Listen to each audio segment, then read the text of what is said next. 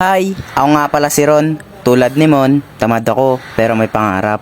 Kaya tara, samahan niyo ako sa day 23 of improving myself to make myself better than yesterday. Sa day 23 ko nga, magle-leg day nga tayo. Kaya tara, samahan niyo ako.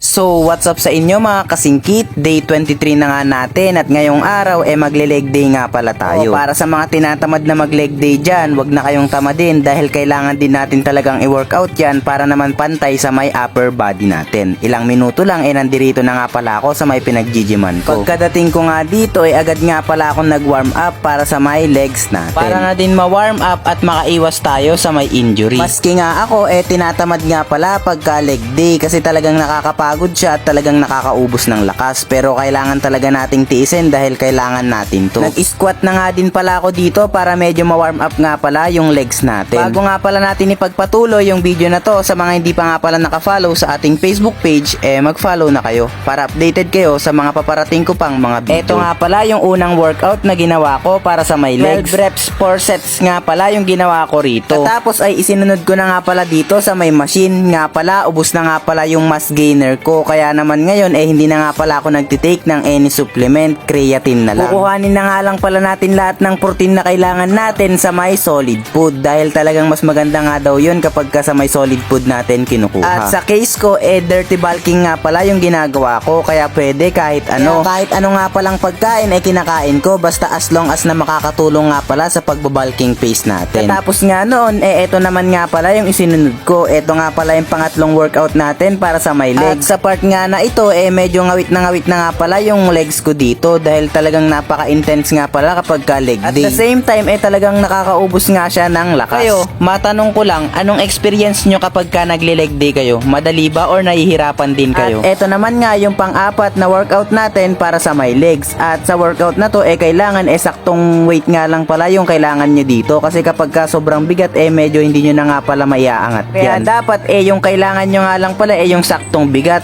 at the same time may tension pa rin. Para tamang-tama at talagang kakarga yung wino-workout nyo. After nun ito na nga pala yung pinaka-last workout ko para sa my legs. First time ko nga lang din palang gagawin yung workout na to kaya pagpasensyaan nyo na kung mali-mali nga pala yung form natin. At habang ginagawa ko nga pala to medyo masakit nga din pala sa may likod. At kung umabot nga pala kayo sa part ng video na to pwede bang pa-like, share at syempre pa-comment na rin kung tagasan ka para naman malaman natin kung hanggang saan nga ba umabot yung video ko na to. Pagkatapos ko nga pala sa may workout na yun ito naman nga pala kaagad yung isinunod ko, yung kapartner ng leg day, etong calves. Ayan, nag-workout na nga rin pala tayo para sa may calves natin dahil hindi pwedeng hindi natin yan i-workout kasi kapartner nga pala yan ng leg day. At dahil nga may gumagamit sa may machine eto tayo, nag-isip na lang tayo ng ibang workout para nga pala mapatamaan etong calves natin. At ayun nga lang pala ang program natin ngayong araw. At habang nagbibideo nga pala ako dito nagsiflexan nga pala yung mga tropa natin dito. Napakalaki ng mga katawan, talagang nakakatakot. Pahinga nga lang pala ako ng ilang minuto napagdesisyonan ko na nga din pala na umuwi. Kaso nga lang pagkababa ko nga pala dito medyo umaambon pa nga. Pero hanggang dito na nga lang din pala yung video na to mga kasingkit. Salamat sa panonood. Peace out.